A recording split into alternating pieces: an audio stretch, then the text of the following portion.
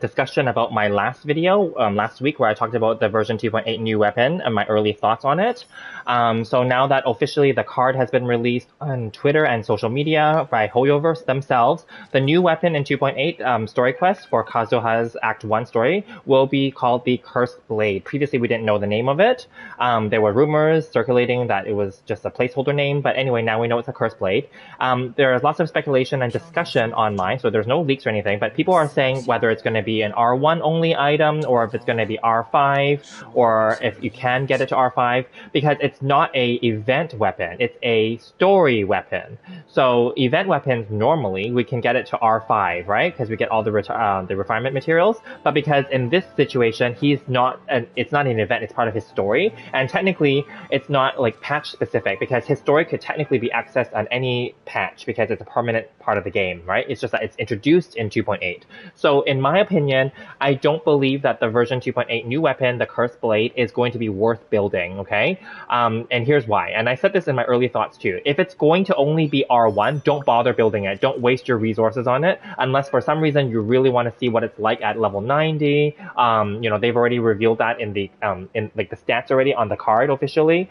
I wouldn't bother leveling it or wasting my time because it's an R1 weapon. I want to just give an example. It's going to be very similar, in my opinion, to the idea of Aloy's R1 weapon. This one is locked at R1, and it was not like the greatest weapon. It's like a mediocre weapon, and you can't even refine it. You can't even get rid of this and use it as fodder, unfortunately. Now, there was another weapon for PlayStation players, and later on when they allowed the cross-playing, that one had the Sword of Dissension. Now, I've since foddered it, but it was my first sword in the game, and when I first started in the game, I didn't have any like gacha weapons that were decent, so I did use that on my Traveler, until later I stopped using my Traveler, and I stopped using that blade, and I just foddered it altogether. So then, that one is also stuck at R1, okay? So when it's an R1 only weapon, I don't feel that it's worth building and wasting resources on. Remember, resources are very scarce in this game unless you're like sitting on a ton of them because there's going to be new weapons coming in 3.0 and beyond in the Sumeru region.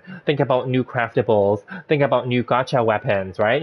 So I wouldn't bother, and I also feel like if you're going to spend your resources, spend them on weapons that you already have and start leveling those up instead. Weapons that have potential, right? For future characters, that's what I've been doing. Not to say that all the weapons that I've been leveling are great or anything like that, but then, I have them. I might as well level them, kind of, right? There wasn't much to do anyway recently, so I'll just put it there.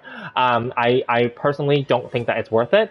Again, if you're trying to give that to Kazuha, you can give it to him for aesthetics, but he has better blades. Of course, there's a Freedom Sworn, which I don't recommend pulling for. It's very niche, and it's only specifically for him.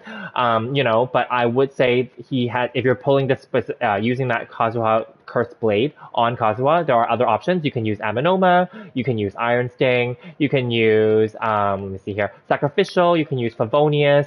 There are many options. I previously, when I first started with him, I experimented using the Black Sword and the Black Cliff Longsword as well. Those are also viable. I've also experimented using Jade Cutter. Those are also viable. Of course, later on, I did get the Freedom Sworn, so hence he's with the Freedom Sworn. But there's lots of options for this guy. You don't need to use that specific one for him. Also, the stats on the card are attack percentage, and they do, increase the passive for, normal and charge and plunging attack, etc. Again, it's not really that big of a deal. People have already discussed and said that it's basically like a free version of the flute, but they said it's better than the flute. The flute is not a great weapon, by all means, it's not, but I got this way back, and I just left it, okay? So the passive is similar to this, not exactly, but I wouldn't bother leveling it. That's my thoughts. What are your thoughts? Are you guys going to, leveling it up? Of course, put this caveat here. If somehow we can get it to R5, I might level it then. Just so we're clear.